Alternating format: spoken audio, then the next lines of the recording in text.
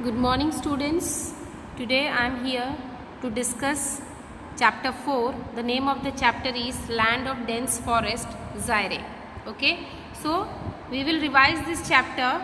In this chapter, first we will see about the demographic location, next vegetation and industries of Zaire, next transport and communication of Zaire, weather and climate and occupation, next wildlife and people of Zaire. Okay, so first we will discuss the introduction.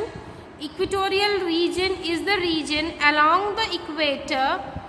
Equatorial region किसको बोलते हैं? जो equator के आसपास के area होता है. And it falls in the torrid zone and has hot and wet climate.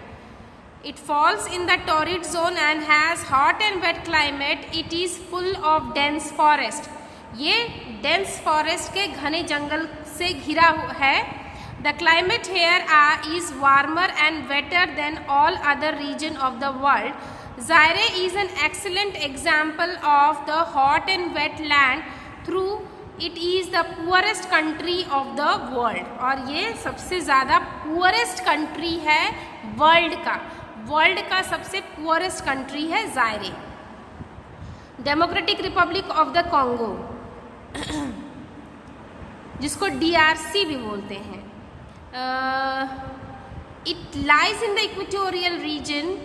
Till 1997 जायरे was called Republic of जायरे. जायरे को क्या कहते थे? Republic of जायरे.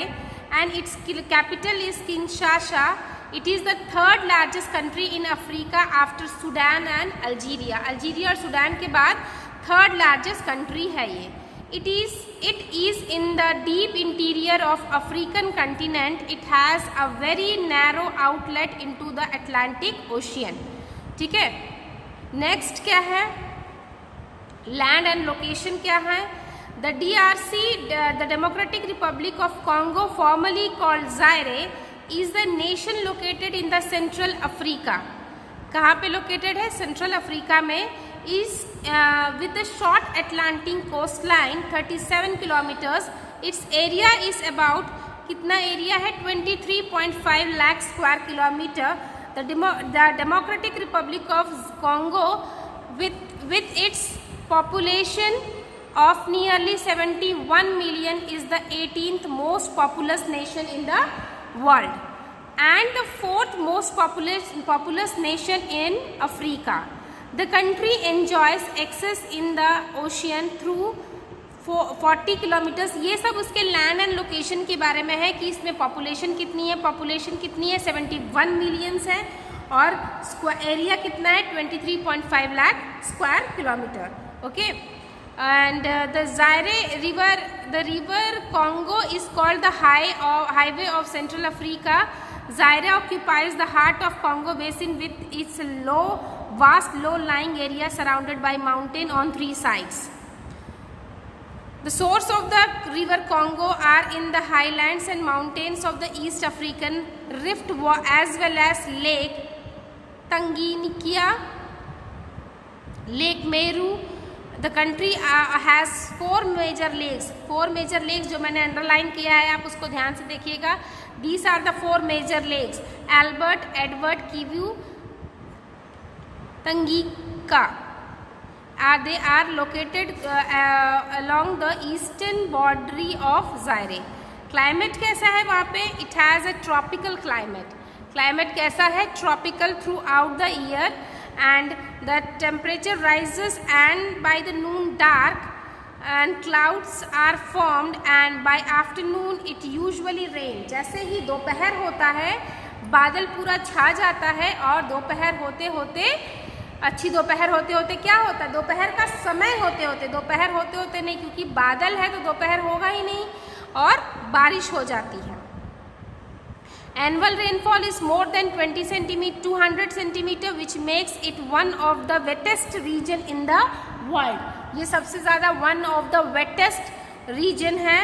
The evening are pleasant and nights are cool. The days and night in Zaire are almost the equal duration. Plateaus and mountains have made the climate of the southern Zaire more moderate. However, most of the Zaire remains hot and humid throughout the year. Most of the Zaire क्या है, hot and humid रहते हैं throughout the year.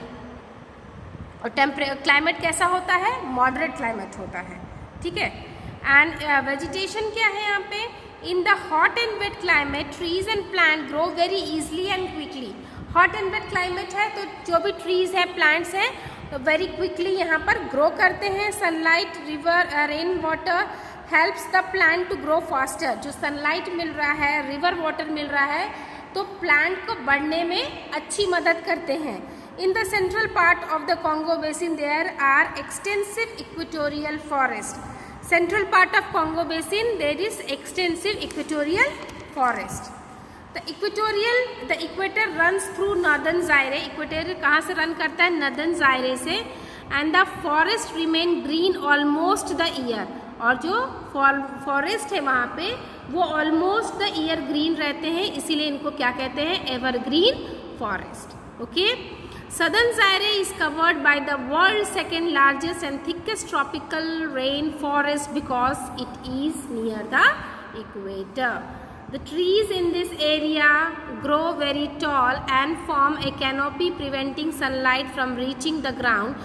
This is why Zaire is called heart of darkness. इसीलिए इसको heart of darkness कहा जाता है, क्योंकि ट्री जो है लंबे लंबे ट्री होते हैं, पूरा एक टेंट की तरह बनाए रखते हैं, जो कि सनलाइट जो पड़ती है वो सनलाइट नीचे तक नहीं आ पाती, मतलब ग्राउंड तक नहीं आ पाती, इसीलिए उसको कहते हैं heart of darkness. Okay. Hardly any vegetation is found below the canopy because lack of sunlight. और वह कैनोपी के नीचे कोई भी वेजिटेशन नहीं होता क्योंकि वहाँ सनलाइट नहीं होता, और प्लांट के ग्रो के लिए sunlight is very important. Okay. ये एनिमल्स है वहाँ पे पाए जाते हैं, gorilla, okapi and rhinoceros. Students, आप ये चैप्टर रीड करिएगा up to wildlife. Next video में हम लोग वाइल्ड लाइफ से फिर से पढ़ेंगे. आज के लिए इतना ही. आप लोग वीडियो को देखिएगा और चैप्टर को रीड ज़रूर करिएगा.